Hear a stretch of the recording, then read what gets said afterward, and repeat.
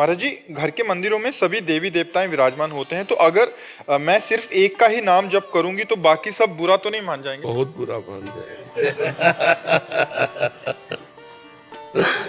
पहली बात तो यह है कि रूप अनेक हैं भगवान के, भगवान एक है।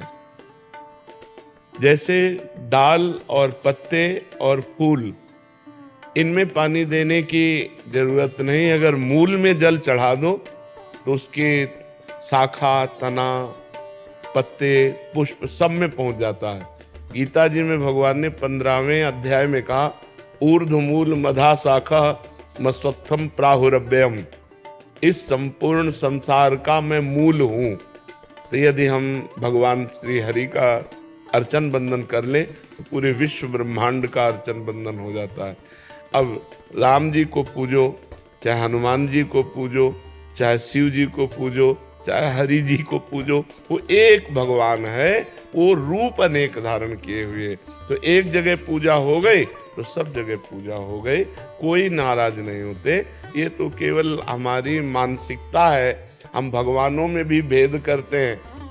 वही आवश्यकता पड़ी तो दुर्गा बन गया, वही आवश्यकता पड़ी तो काल भैरव बन गया, वही आवश्यकता पड़ी जब जब जहां जैसी आवश्यकता पड़ी, देखो नरसिंह बन गया। कितना सुंदर ठाकुर है। राम रूप में देखो कितने सुंदर राम जी, कृष्ण रूप में देखो कितने सुंदर कृष्ण जी, और भयंकर रूप में देखो तो नरसिंह जी। पूरा त्रिभुवन कांप रहा था, ऐसा भगवान ने रूप धारण किया। तो अब जब जहां जैसी आवश्यकता पड़ी, हमारे भगवान ने वो रूप धारण कर लिया। भगवान एक है, उनके रूप अनेक हैं। यदि हमारी श्रद्धा बनती है कि हम अनेक रूपों का पूजन करें, करो।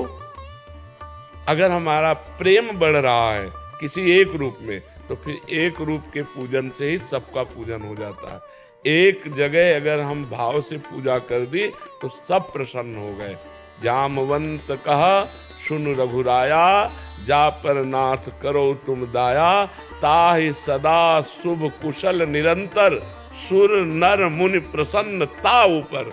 जितने भी देवता हैं, सुर माने देवता, नर माने मनुष्य, और मुनि, सब उस पर प्रसन्न हो जाते हैं जिस पर भगवान श्री हरि प्रसन्न हो जाते हैं। जा पर कृपा राम की होई, ता पर कृपा।